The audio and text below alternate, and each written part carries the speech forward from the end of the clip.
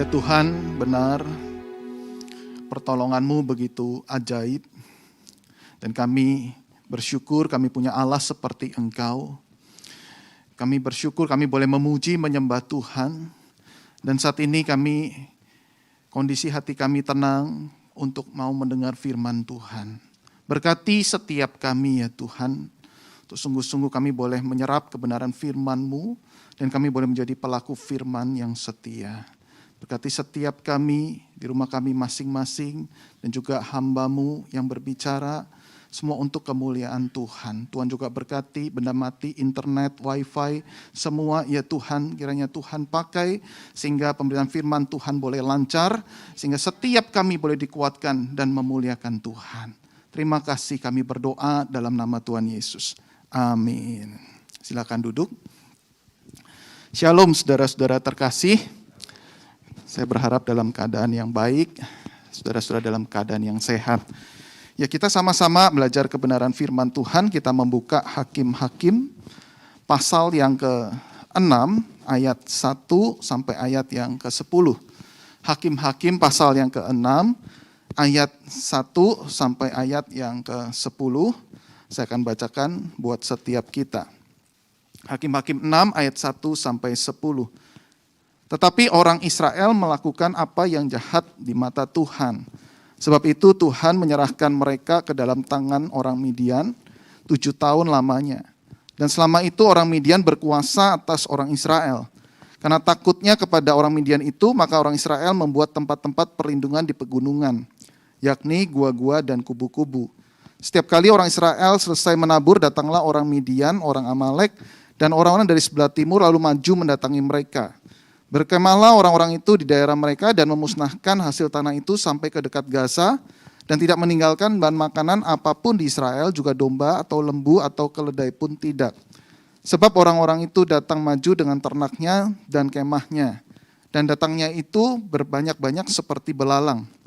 Orang-orangnya dan unta-untanya tidak terhitung banyaknya, sekaliannya datang ke negeri itu untuk memusnahkannya, sehingga orang Israel menjadi sangat melarat oleh perbuatan orang Midian itu. Lalu berserulah orang Israel kepada Tuhan. Ketika orang Israel berseru kepada Tuhan karena orang Midian itu, maka Tuhan mengutus seorang nabi kepada orang Israel yang berkata kepada mereka, beginilah firman Tuhan Allah Israel, akulah yang menuntun kamu keluar dari Mesir dan yang membawa kamu keluar dari rumah perbudakan. Aku melepaskan kamu dari tangan orang Mesir dan dari tangan semua orang yang menindas kamu. Bahkan aku menghalau mereka dari depanmu, dan negeri mereka aku berikan kepadamu. Dan aku telah berfirman kepadamu, akulah Tuhan Allahmu, maka janganlah kamu menyembah Allah orang Amori, yang negerinya kamu diami ini. Tetapi kamu tidak mendengarkan firmanku itu. Demikian pembacaan firman Tuhan.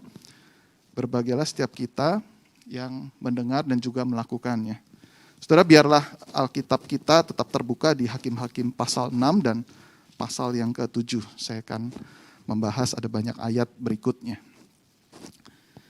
Suatu kali anak saya mau berulang tahun, anak saya paling besar, Jayden, dia berkata, papi, mami besok Jayden mau birthday. Bikinin surprise ya buat Jayden. Gimana buatnya, Jay? Nanti waktu Jayden bangun tidur, buka mata, langsung ada papi, mami, ada semua keluarga. Terus langsung nyanyiin happy birthday to you, happy birthday to you. Terus habis itu matanya ditutup lagi, terus dibawa ke ruangan depan, ruangan keluarga. Di situ sudah ada dekorasinya, happy birthday Jayden, sudah banyak balon. Terus kemudian ada kue ulang tahun. Lalu Jayden tiup lilinnya, nyanyi semua sama-sama tiup lilinnya. Terus habis itu disuruh tutup mata lagi, tiba-tiba nanti ada kado, ada hadiah datang.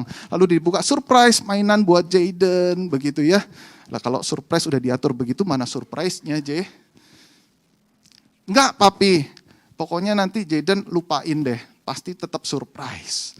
Singkat cerita, besok dilakukan hal yang diminta sama Jayden dan kemudian dia sangat senang, happy banget hari itu, hari ulang tahunnya sangat berkesan. Kemudian dia request untuk tahun depannya dibuatkan hal lagi yang sama.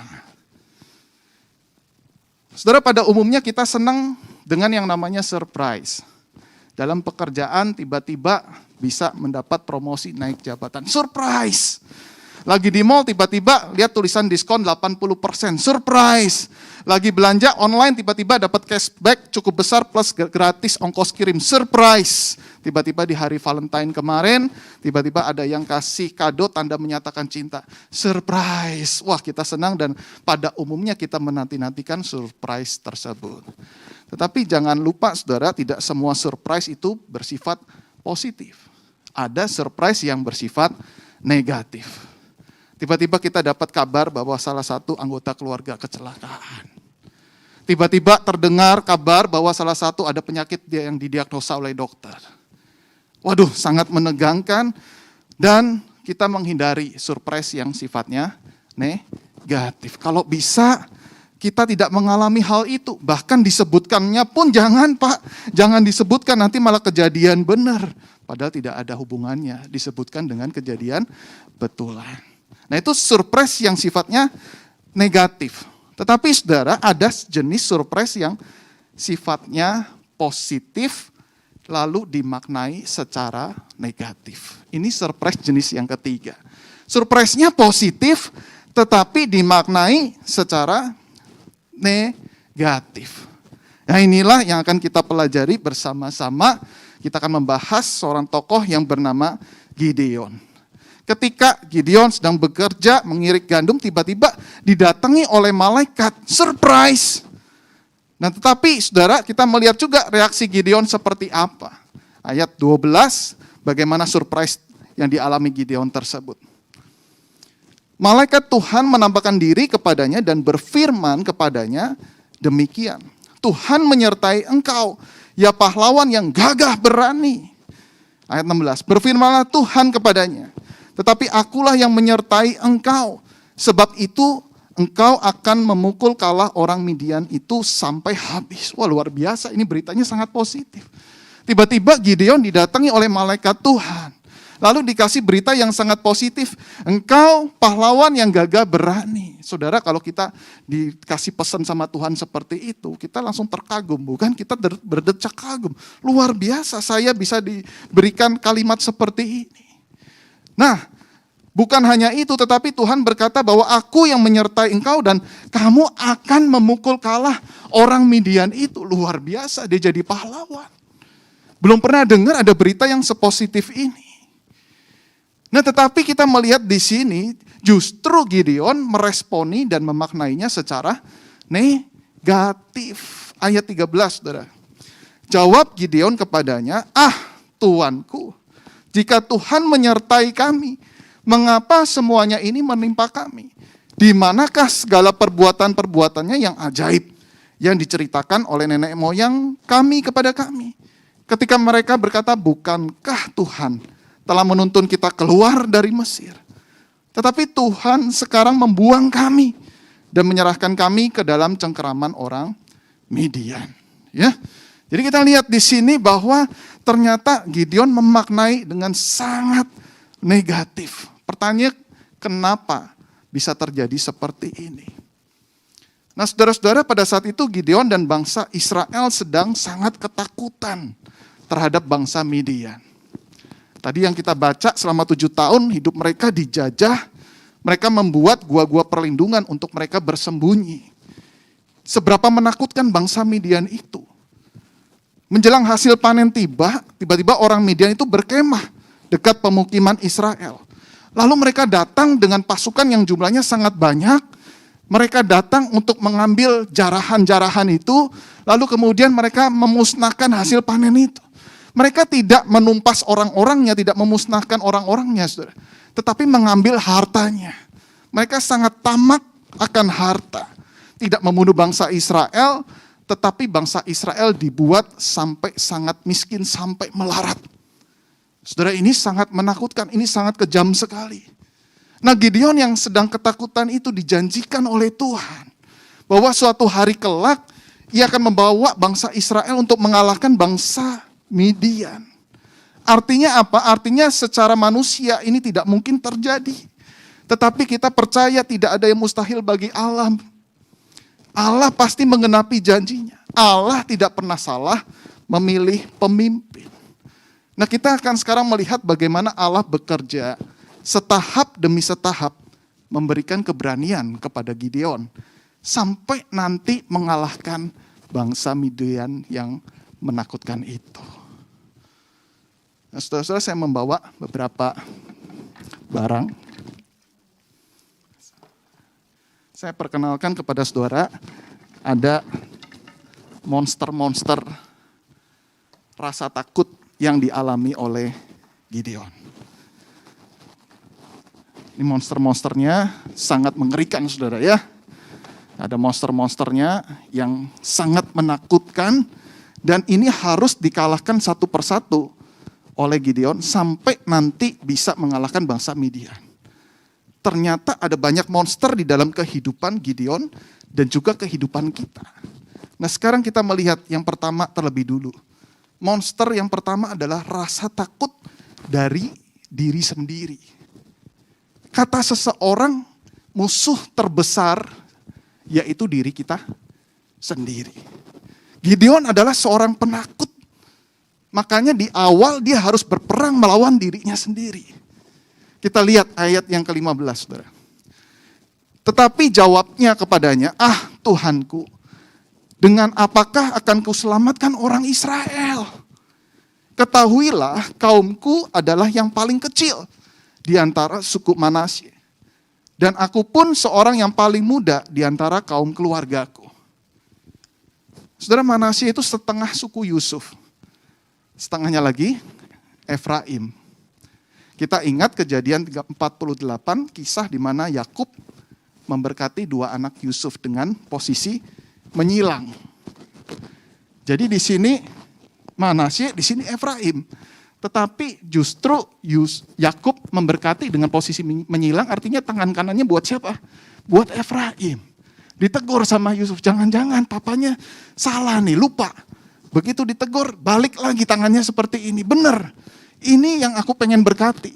Suatu hari kelak, adiknya akan menjadi bangsa yang lebih besar daripada kakaknya. Kakaknya menjadi bangsa yang besar, tetapi adiknya akan menjadi bangsa yang jauh lebih besar. Lalu diberkati Efraim duluan, baru Manasye. Gideon ingat hal itu, saudara. Jadi setengah suku pun tidak sampai. Oleh karena itu dia merasa Efraim ini suku yang paling kecil. Dan saudara, dikatakan juga paling muda. Sudah setengah suku gak sampai, paling muda. Siapa yang mau dengar saya? Di keluarga saja saya gak dianggap. Apalagi di seluruh suku Israel.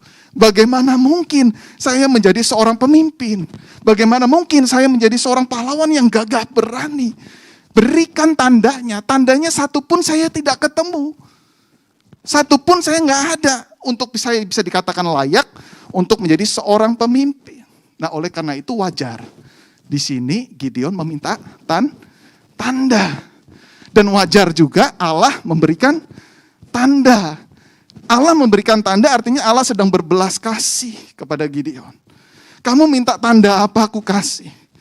Allah di sini sedang melihat hati Gideon, sedang mau berjuang mengatasi ketakutannya. Dia mau berjuang, dia mau berinteraksi dengan Tuhan. Dan kemudian Tuhan memberikan tanda yaitu daging dan roti yang terbakar. Nah, kemudian Gideon sadar bahwa Tuhan sendiri yang berfirman kepadanya. Dia sadar dengan tanda ini, benar ini utusan Allah. Ini malaikat dari Allah, pesan dari Allah. Dia belum yakin, saudara, di bagian sini. Dia nanti akan menang lawan bangsa Midian. Sudah yakin? Belum.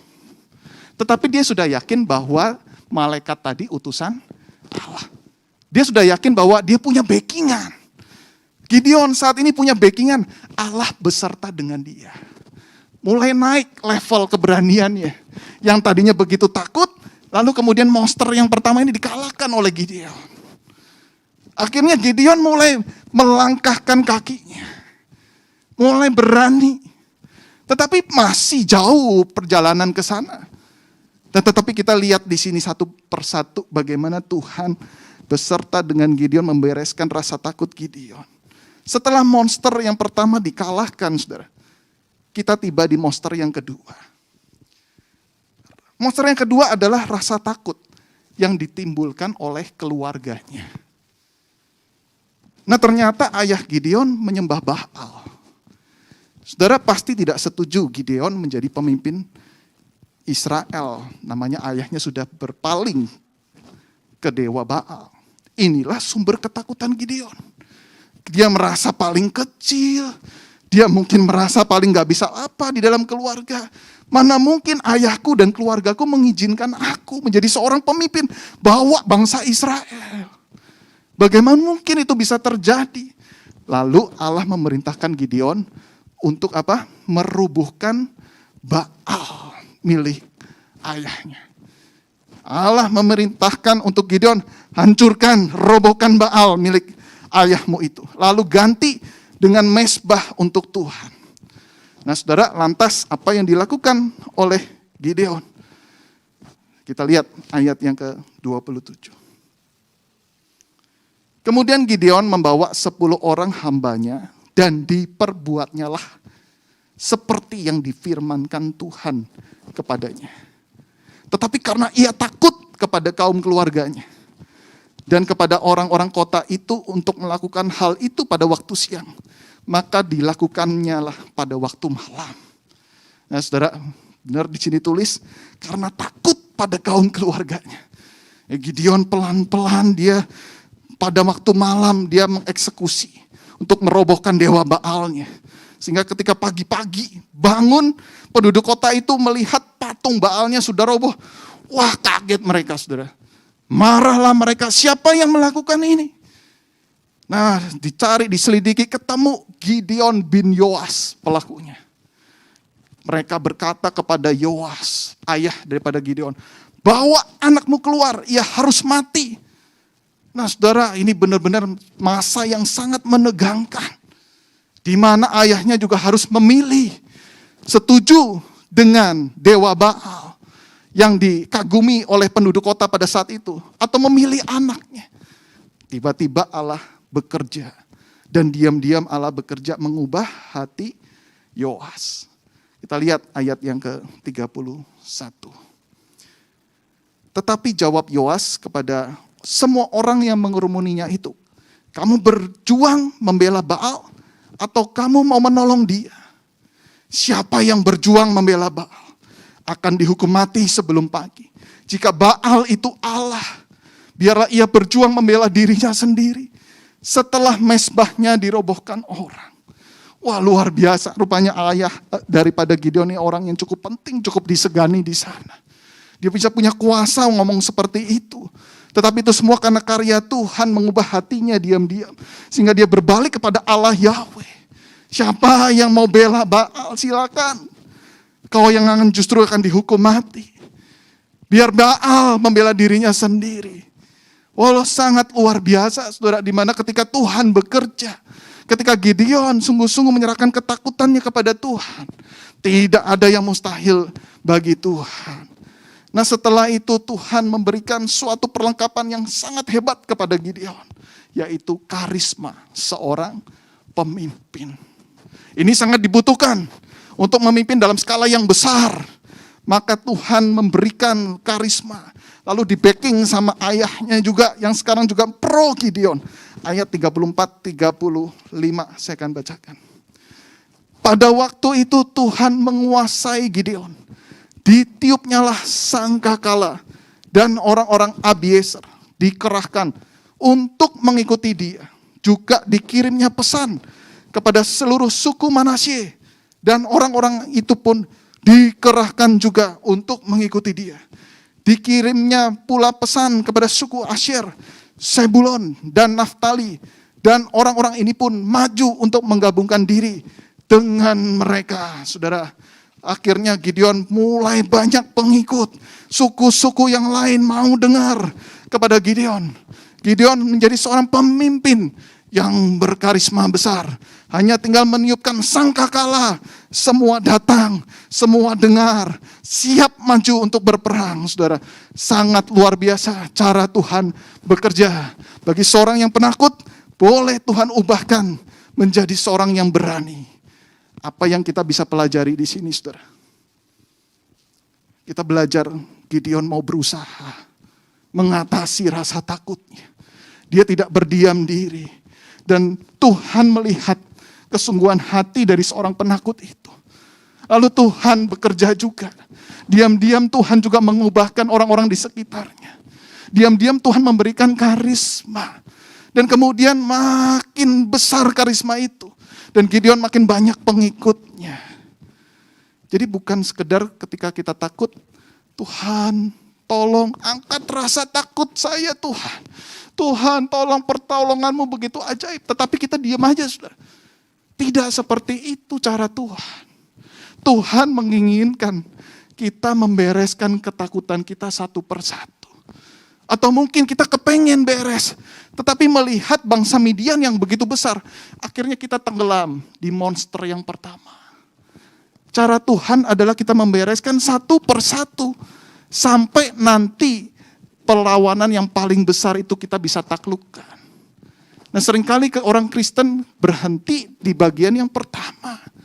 Melihat lawan terlalu besar, lalu tenggelam di dalam ketakutannya. Nah hari ini kita belajar saudara bagaimana satu persatu dari seorang penakut itu dibereskan oleh Tuhan ketakutannya. Sehingga monster yang kedua ditaklukkan. Luar biasa cara kerja Tuhan. One step to the right. Satu persatu sampai nanti bangsa Midian dikalahkan. Kita ke monster yang ketiga. Monster yang ketiga ini adalah rasa takut dari masa lalunya. Hakim-Hakim pasal yang ke-6 ayat 33. Seluruh orang Midian dan orang Amalek dan orang-orang dari sebelah timur telah berkumpul bersama-sama. Mereka telah menyeberang dan berkemah di lembah Yisrael. Lembah Yisrael digarisbawahi saudara. Gideon mendengar bahwa orang Midian itu sampai di lembah Yisrael. Lembah Yisrael jantung perekonomian bangsa Israel. Ini area yang sangat penting bagi ekonomi Israel untuk menghasilkan panen.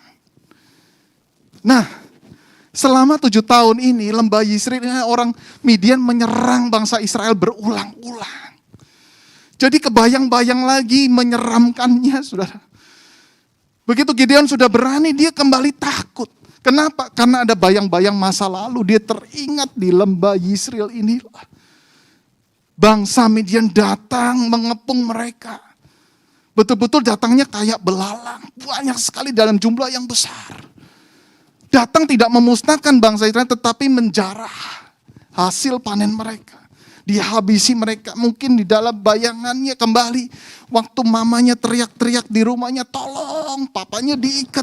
Ayo diancam harus nyembah Baal. Kamu harus nyembah Baal. Waktu itu benar-benar Gideon gak tahu apa-apa karena masih muda. Dia gak bisa apa-apa juga. Dan di situ dikatakan, ayo serang mereka. Oh, ini tidak mungkin. Ini tidak mungkin, betapa mengerikannya mereka. Bangsa kami dibuat melarat. Karena itu di sini Gideon minta tanda. Minta tanda yang kedua. Kalau guntingan gulu domba harus kena embun dan tanahnya kering. Harus kena embun dan tanahnya kering. Ternyata Tuhan jawab. Keesokan paginya guntingan bulu dombanya kena embun. Bahkan bisa diperes sampai 1 cawan penuh. Wah bener loh. Gideon langsung percaya? Enggak. Dibalik saudara. Sekarang posisinya dibalik. Tanah kena embun, bulu domba kering. Saking dia takutnya. Coba dibalik posisinya. Tanah kena embun, bulu domba kering. Dan bener bulu dombanya kering, tanahnya kena embun. Gideon yakin lagi, muncul kepercayaan diri lagi. Benar loh, ini benar aku bisa mengalahkan bangsa Midian. Benar ini janji Tuhan gak main-main. Monster ketiga dikalahkan. Monster yang keempat, rasa takut dari keberanian yang palsu. Rasa takut dari keberanian yang palsu. Nah, saat itu situasinya kira-kira sebentar lagi penyerangan akan dimulai, saudara. Di titik ini Gideon sudah menjadi pemimpin yang sangat hebat. Sudah menjadi pemimpin yang sangat berkarisma. Ada sekitar 32.000 pasukan. Wah, luar biasa ya. Seorang penakut lalu tiba-tiba muncul punya karisma luar biasa, ada 32.000 pengikut. Siapa yang tidak mendadak berani pada saat itu? Tetapi justru di sini Allah meminta Gideon mengurangi jumlah pasukannya. Tuhan berkata, terlalu banyak jumlah pasukanmu itu. Kalau gitu pangkas, siapa yang takut biar dia pulang. Dari 32.000 pulang 22.000. Sisanya 10.000. Wah, 10.000 masih terlalu banyak. Pangkas lagi jadi 300. Waduh, dari 10.000 jadi 300. Apa tujuan dipangkas? Jelas di sini supaya Gideon tidak mengandalkan pasukannya yang besar itu, tetapi mengandalkan Tuhan. Kalau Gideon mengandalkan pasukan yang besar itu, ketika dia menang, pasti dia sombong luar biasa. Ini kami hebat, ini Gideon yang hebat. Inilah keberanian yang palsu. Jikalau kita membangun keberanian berdasarkan berkat-berkat Allah, sebenarnya kita juga tidak lebih dari seorang penakut dan pengecut. Jikalau kita membangun kepercayaan diri karena harta kita banyak, kepandaian kita hebat, kita tetap adalah orang yang pengecut di mata Tuhan. Orang yang berani, orang yang sungguh-sungguh tidak takut akan segala hal adalah mengandalkan Tuhan. Percaya bahwa Tuhan memimpin kita. Percaya bahwa Tuhan akan terus menyertai kita. Ada pribadi Tuhan yang beserta dengan kita. Dalam segala musim apapun, Tuhan senantiasa beserta dengan kita. Nah, luar biasanya di sini adalah ketika dipangkas jadi 300, saudara, Gideon komplain gak sama Tuhan? Tidak. Minta tanda gak sama Tuhan? Juga tidak minta tanda. Tapi Tuhan kasih tanda gak? Kasih. Nah, ini tanda yang terakhir. Ya, Tuhan ternyata kasih tanda, kenapa? Karena masih ada perasaan takut di dalam hati Gideon. Jadi orang yang berani belum tentu benar-benar gak punya rasa takut, saudara. Salah. Orang yang berani adalah seorang penakut yang sudah menyerahkan ketakutannya kepada Tuhan. Itu seorang yang berani. Orang yang berani adalah orang yang penakut yang mengandalkan Tuhan lebih daripada hartanya. Itu orang yang berani. Nah, karena masih ada rasa takut, barangkali sedikit, Tuhan memberikan tanda begini. Allah memerintahkan Gideon turun ke perkemahan itu. Tuh ada bangsa Midian yang begitu banyak ya, kamu turun. Gimana sih cara Tuhan kok aneh ya? Malah suruh deketin, saudara. Nah, kalau kamu takut, turunlah bersama bujangmu Pura. Pasal 7 ayat 11. Nah, kemudian begitu Gideon melihat orang Midian seperti belalang jumlahnya yang demikian banyak. Wah, mulai ketar-ketir lagi, ini ketakutan. Nah, di situ ada tanda dari Tuhan, tandanya begini. Pasal 7 ayat 13 sampai 15. Ketika Gideon sampai ke situ, kebetulan ada seorang menceritakan mimpinya kepada temannya. Katanya, aku bermimpi tampak sekeping roti jelai terguling masuk ke perkemahan orang Midian. Setelah sampai ke kemah ini, dilanggarnyalah kemah ini sehingga roboh dan dibongkar bangkirnya. Demikian kemah ini habis runtuh. Lalu temannya menjawab, ini tidak lain dari pedang Gideon bin Yoas, orang Israel itu. Allah telah menyerahkan orang Midian dan seluruh perkemahan ini ke dalam tangannya. Segera sesudah Gideon mendengar mimpi itu diceritakan dengan maknanya, sujudlah ia menyembah. Kemudian pulanglah ia ke perkemahan orang Israel. Lalu berkata, bangunlah. Sebab Tuhan telah menyerahkan perkemahan orang Midian ini ke dalam tanganmu, ke dalam tangan kita. Kita gak perlu takut lagi. Dia dengar justru tandanya dari pihak musuh. Dan Tuhan tidak ngomong kepada Gideon, aku kasih tanda kepada kamu loh ya. Tidak. Tidak didikte seperti itu, tetapi Tuhan memunculkan tanda. Dan kemudian Gideon mendapat konfirmasi. Benar, kita pasti menang. Kita pasti bisa mengalahkan mereka. Monster keempat ditaklukkan. Kita ke monster yang kelima. Mana monster kelimanya? Udah 4? Monster kelimanya. Loh kok kecil Pak? Ada filosofinya. Monster yang paling besar adalah diri sendiri. Monster yang paling menakutkan bangsa Midian justru paling kecil. Kenapa? Karena rasa takut Gideon sudah kecil. Ini udah tinggal disentil, saudara ya. Ini sudah tinggal disentil. Karena apa? Keberaniannya Gideon udah makin meningkat. Sudah levelnya sudah paling tinggi. Sudah mungkin ketakutannya sudah lenyap, barangkali hanya sedikit. Dia sangat yakin, dia sangat percaya bahwa Tuhan akan beserta dengan dia mengalahkan bangsa Midian. Nah, Gideon menyerang dengan serangan yang terbaik. Dia tiba-tiba menyerang pada malam hari. Membangunkan mereka secara tiba-tiba dengan cahaya yang menyilaukan, dengan suara yang memekakan telinga, buat efek kepanikan. Dengan obornya semua mendadak terang, lalu dengan efek kepanikan pecahkan buyung duar, dan itu ada efek suara seolah-olah terjadi perang yang besar. 300 orang meniup sangkakala,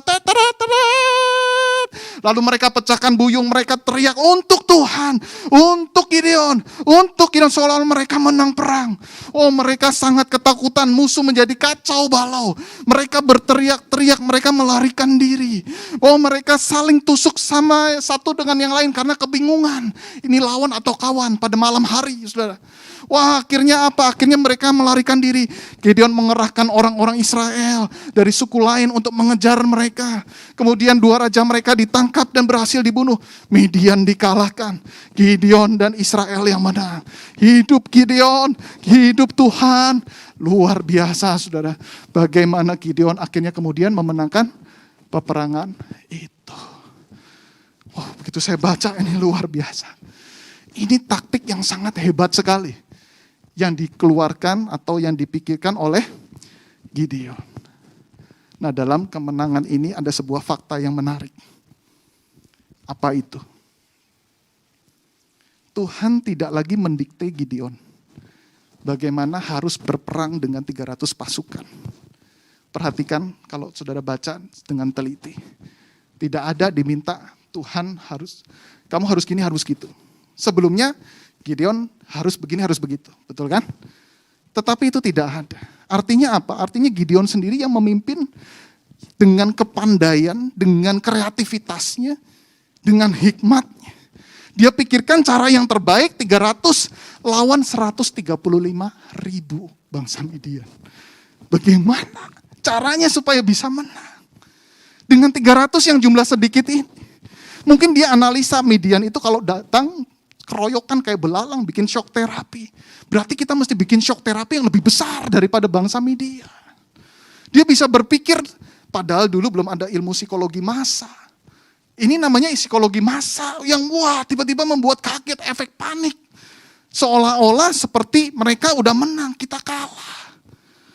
Oh, sangat luar biasa, sangat lihai sekali. Dan pertanyaannya adalah, kepandaiannya datang dari mana?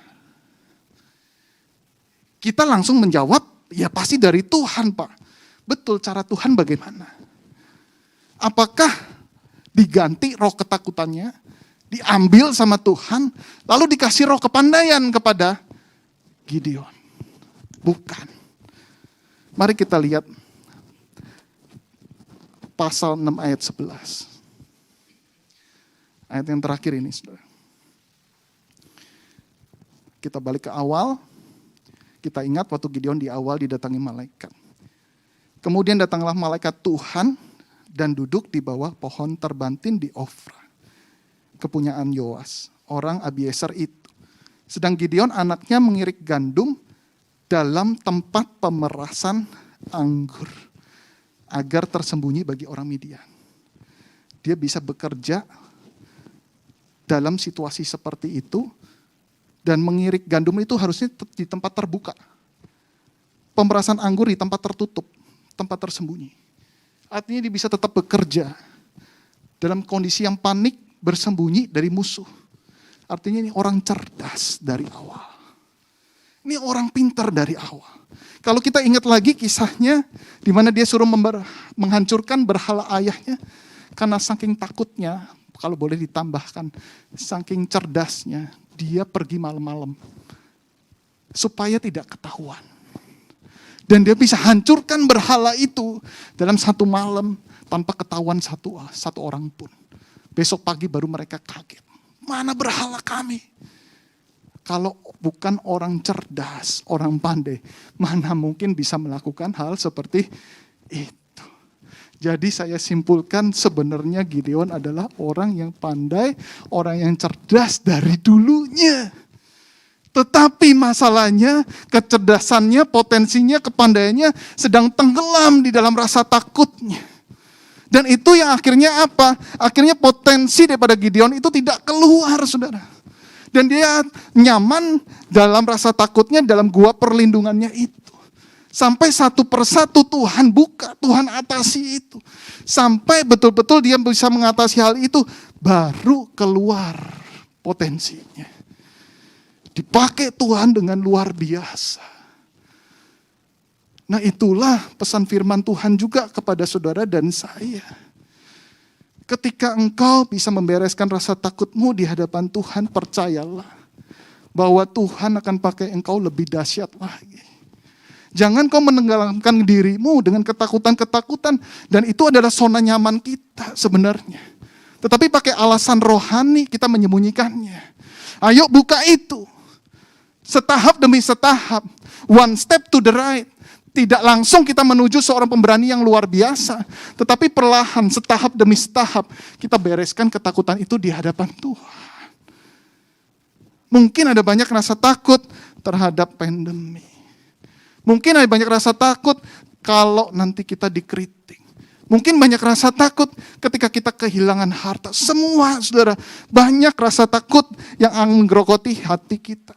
Tapi bereskan itu di hadapan Tuhan. Tuhan pasti bertindak. Maukah kita membereskan ketakutan kita? Seperti Gideon. Penakut yang kemudian ketika Tuhan bekerja, hasilnya sangat luar biasa. Karena Tuhan yang memakai Gideon.